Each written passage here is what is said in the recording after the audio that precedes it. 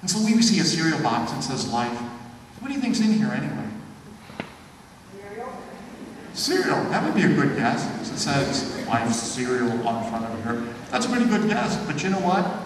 You'd be wrong. But the reason you'd be wrong is because I was really hungry this morning. And I ate it all. And instead I put something different in here. Even though on the outside it looks like cereal, looks like life cereal, inside I put some bread and I put some wine. I put those in there because even though on the outside it looks like life cereal, it's something very different on the inside because I changed it. But you know, in a few moments, we're going to bring bread and wine to this altar. And in the end, it will still look a lot like bread. It will smell like bread. I guess you can smell it. It will look like wine, taste like wine. But you know what? It will no longer be wine. It will be Jesus Christ himself. Body, soul, and divinity that he comes to give to us.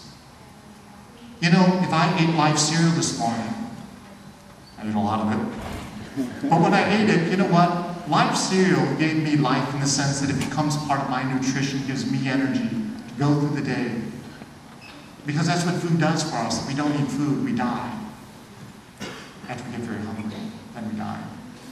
But you know what? With this food, the food that we will soon share at this altar, is a food that just doesn't give us energy. We become more part of Christ's life. We've been given life, and life to the fullest. What an awesome reality that is. And yet sometimes we're afraid. We're afraid to come before him because it's too good to be true. Perhaps it's because we live in a consumeristic society, that nothing is free. I remember when I was first ordained, I went to my first parish. I thought, I'm going to start a youth group. So I thought, you know what? How do you get the youth together? Oh, I don't know. I'll put on a dance. So I put on a dance. It was a 50s dance. Pretty clever. Remember, everything was donated. Everything was free. 4 people showed up. I was so disappointed. Although we had a wonderful time.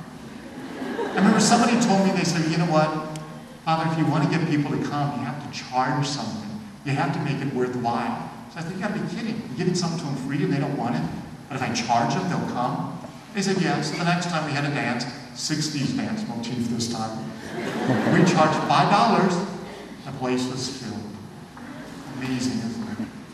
You know, sometimes I think in our society, because sometimes Christ gives himself to us freely, he gives himself to us undeservedly because we don't deserve him. We sometimes have a hard time believing it can be true. That God's grace could really touch us so much because we think we have to buy it. We have to do something. We have to earn it. All we have to do is open our hearts. All we have to do is let Christ in. You know what? Sometimes we're afraid that if we say yes to Christ, it's going to cost us. But as Pope Benedict said, he said it will cost us nothing. Nothing will be taken away from you. Nothing. Only things will be given to you. Christ gives himself to you, gives himself to us because he loves us. It is his friendship where we will find the fullness of life, the fullness of beauty, the fullness of truth. It is Christ alone. Do not be afraid. Do not be afraid to come before him. Do not be afraid to take the chance to open the doors of your heart and open them wide.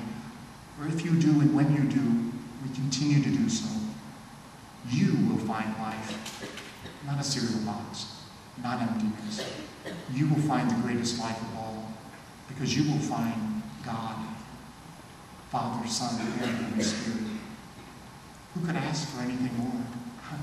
We sometimes ask for more, but how can you ask for more when you've been given everything?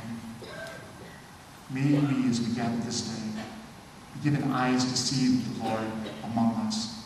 May we be given ears to hear his voice speaking to us, and hearts that are truly open, will be filled with his grace, with his life, and with his love. Folks, the sacraments make all the difference in this world because they have an effect on us. If we only open our minds and hearts to accept him and to receive him, he will bring us life to the full.